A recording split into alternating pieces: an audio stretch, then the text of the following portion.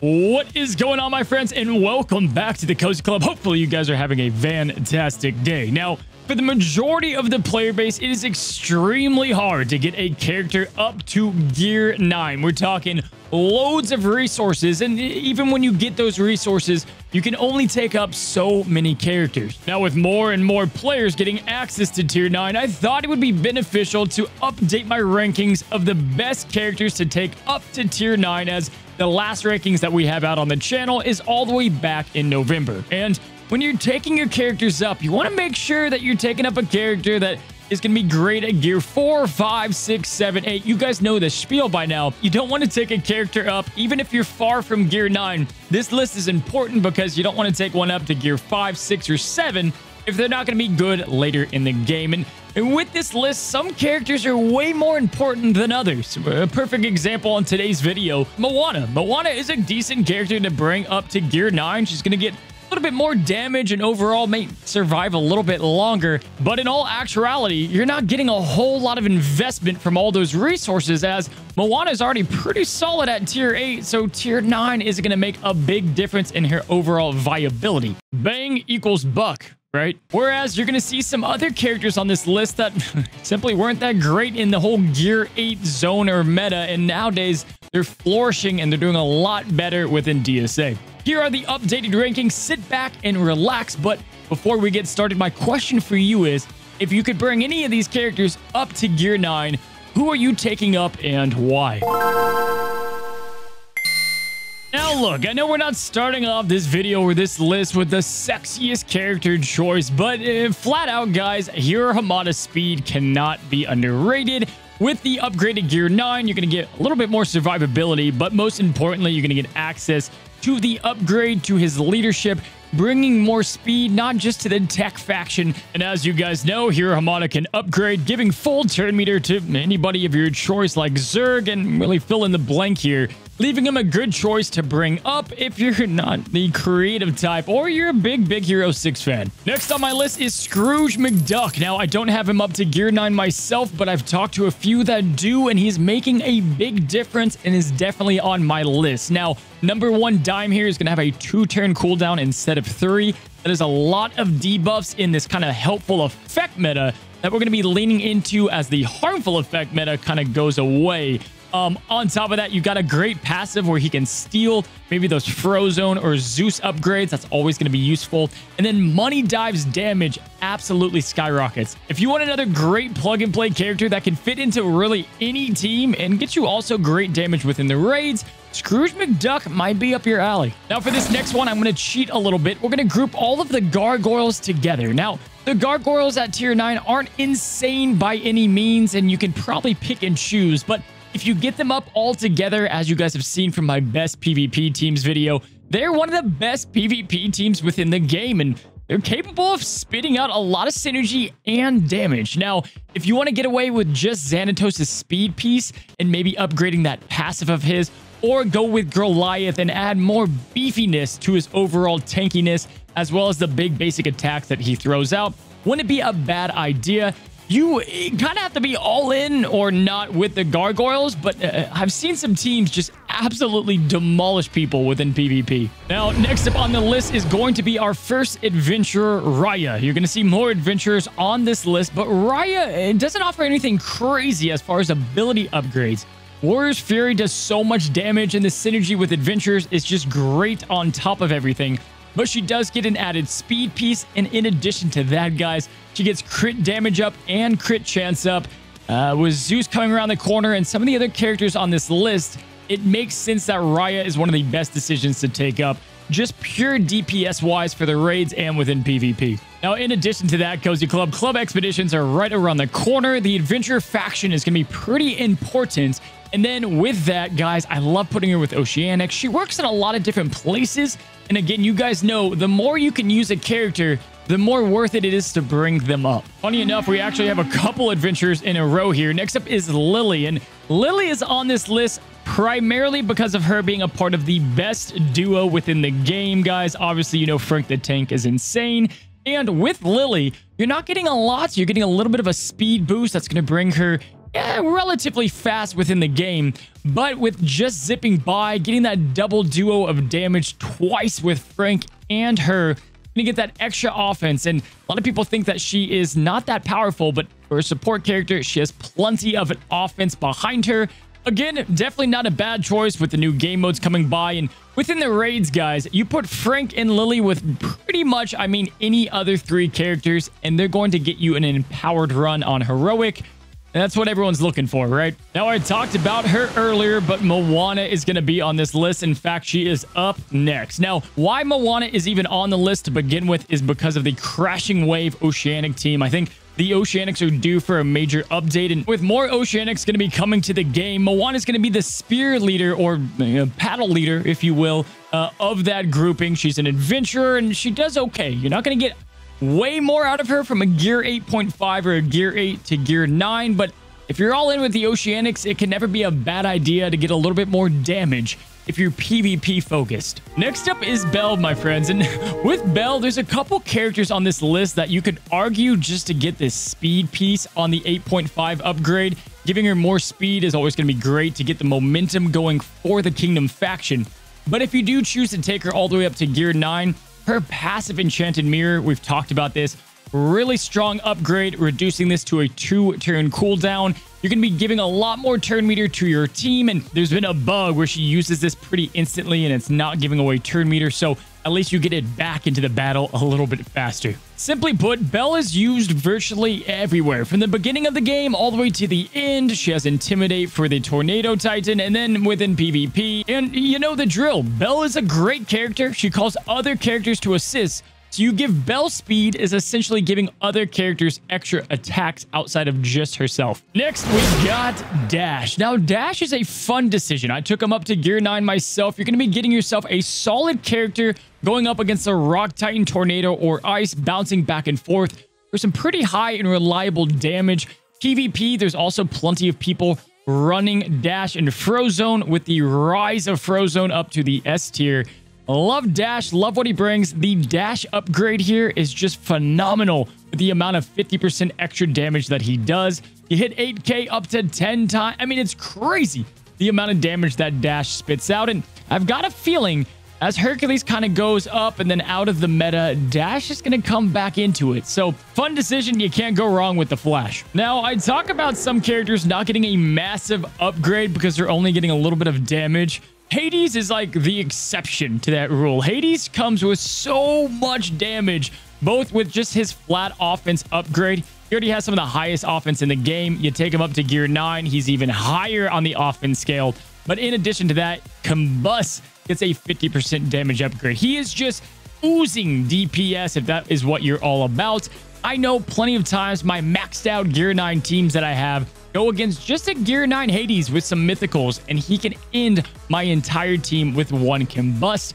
Great choice and great decision here if you're already pretty in the mythicals. Combine that with the fact that you've got Machine Gun Hades, and you're getting a good raid team out of it as well. Alrighty, next up is Sheerkhan. Now, we talked about Sheerkhan way back in November, and we thought he would be amazing, and people have taken him up, and he definitely is worth the gear 9 upgrade. Now, some of you guys might have used him within the Summoner Showdown, but he has Law of the Jungle, which is a multi-hitting attack. You know, it can kill pretty much anyone in the game. Great for taking down legendaries like Ralph and Hercules. But in addition to that, that Fierce Predator is going to give him the ability to get speed, turn meter, anytime he gets a critical hit. Love that combination with Sheerkhan.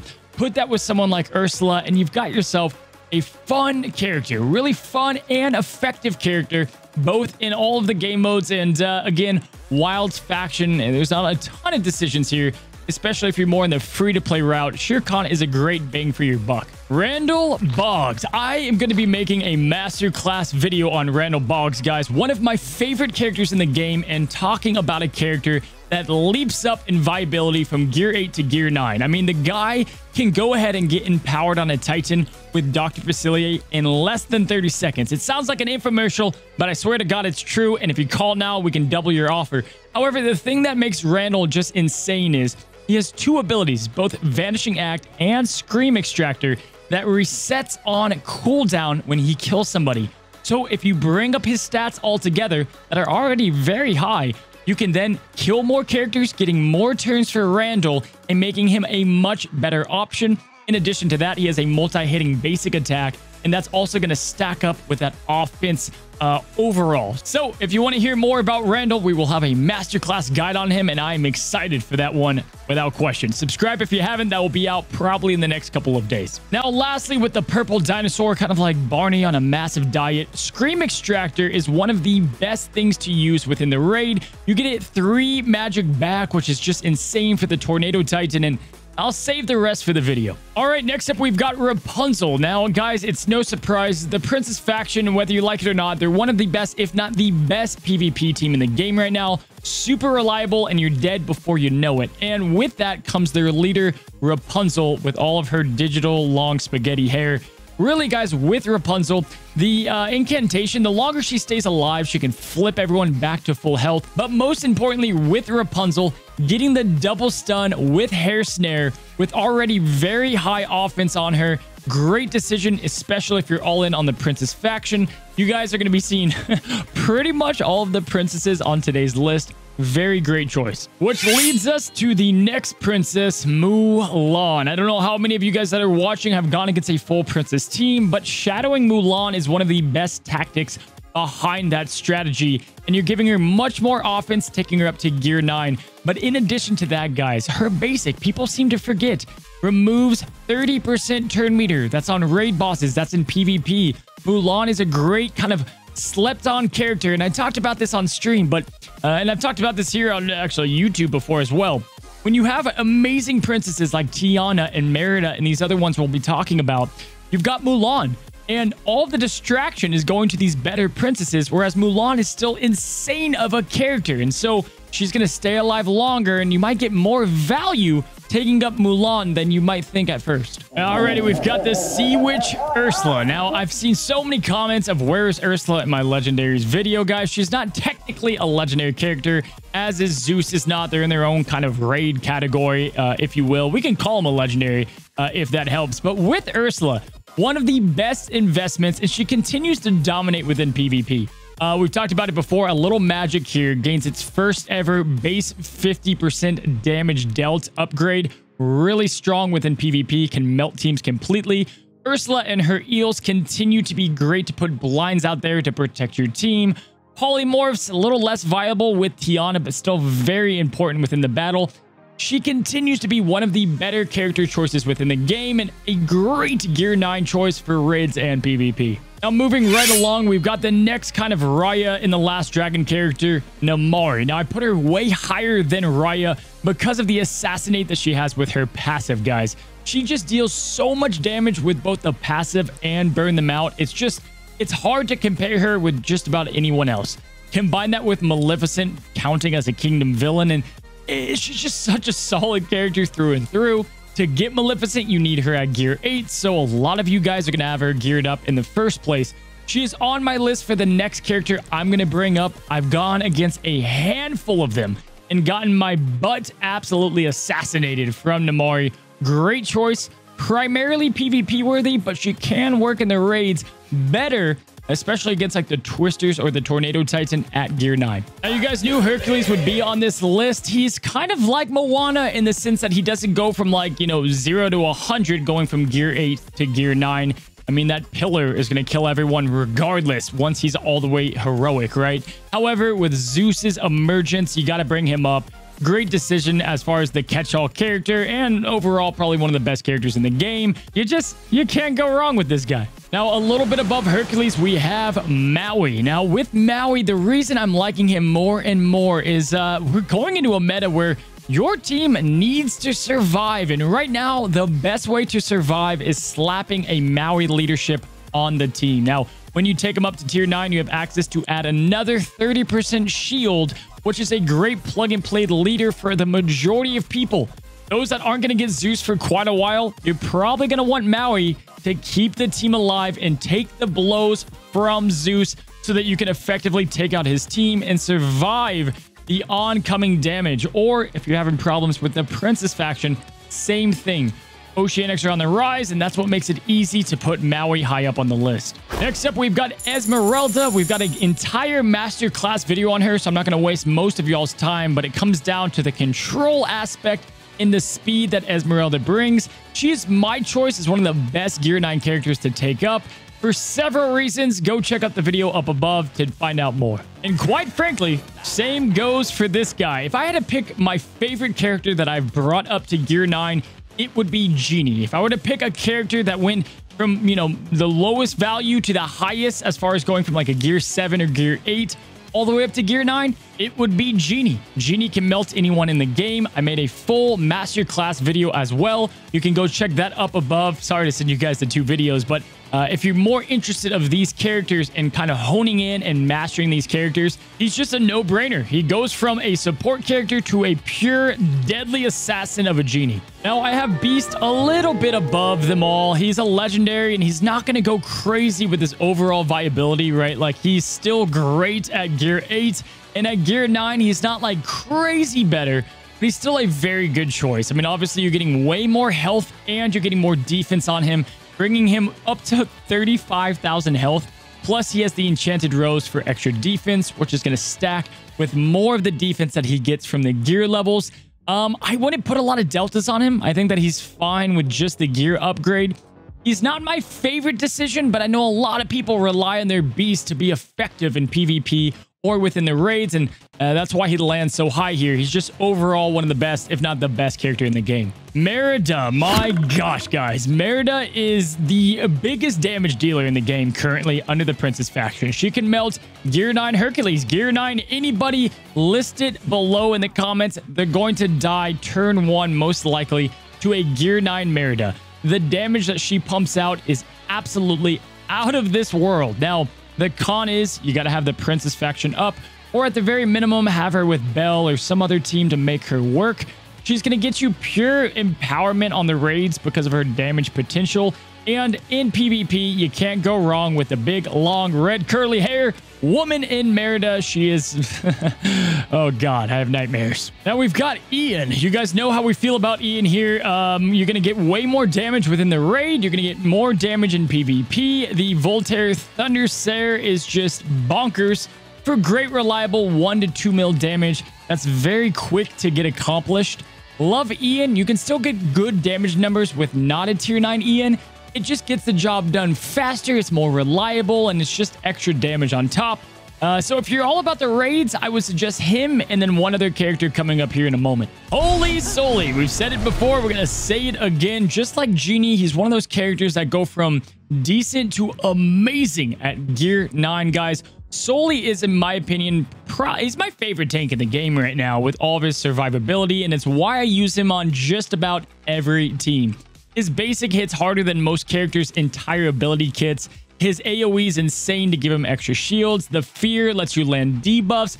He's obviously amazing in the raids, and that's what you're getting out of him. You're getting one of the best characters in the game, one of the perfect investments to get you good damage and good PvP teams. The secret is already out on Soli. Amazing. Now we have Elsa. Now, Elsa is super interesting. I can't tell you how many battles that I'm just dominating the enemy, and he loves to roll the dice and throws an infinity-sided die, gets crit damage up, and gets a guaranteed crit, and my entire team dies to a level 5 show yourself. So obviously she's amazing there, and as you guys know, we have Elsa teams capable of 500, 600, 700,000 damage, all siphoned through Elsa by herself. Put her with a full frozen team and just barley, and you're getting yourself a very solid raid team as well.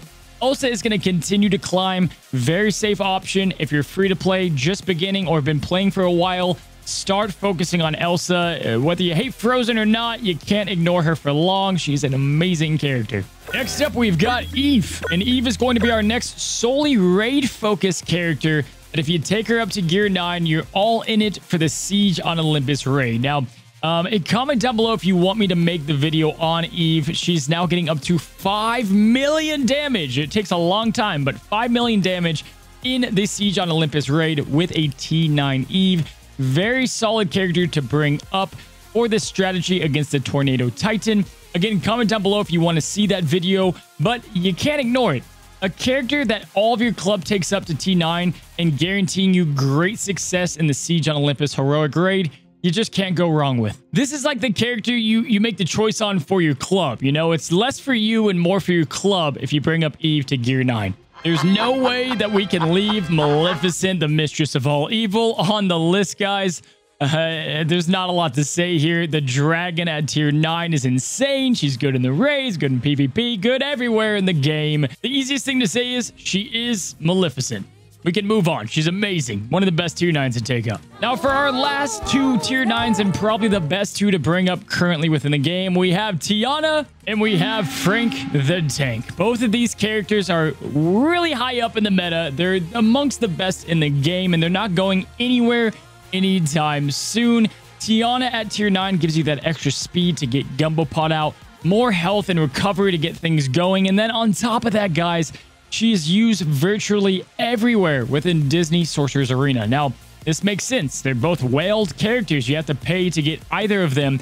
And if you're going to pay, they're both worth it as far as what you're going to get out of them. Frank the Tank, we've known this since November. He just has OP written all over the guy. His leadership gets an amazing upgrade, possibly the best Delta upgrade in the game. You get more damage with a very vine maneuver. Take up Lily, like we said, and that's even more damage. Great damage in the raid, and overall probably one of the best characters in PvP, if not the best as well. Frank the Tank and Tiana are both easy and simple decisions. If you have those characters and you want the most value, you got to take them up to gear 9. My God, that list was so long. I didn't realize how many characters were on that list, but I wanted to provide you guys with a lot of options, and that's the good news. There's a lot of options, but with the list that we provided today, some of those characters are dependent on having others, like Merida with princesses and so on and so forth. So hopefully it was descriptive enough so that you guys know exactly who to take up. And hopefully this video was helpful for you guys today. If it was, consider liking the video. And if it was, just take a second and subscribe to the channel, as over 50% of you guys that are watching right now have not subscribed to the Cozy Club. Hope you guys have a fantastic rest of your day. And until next time, you guys stay cozy.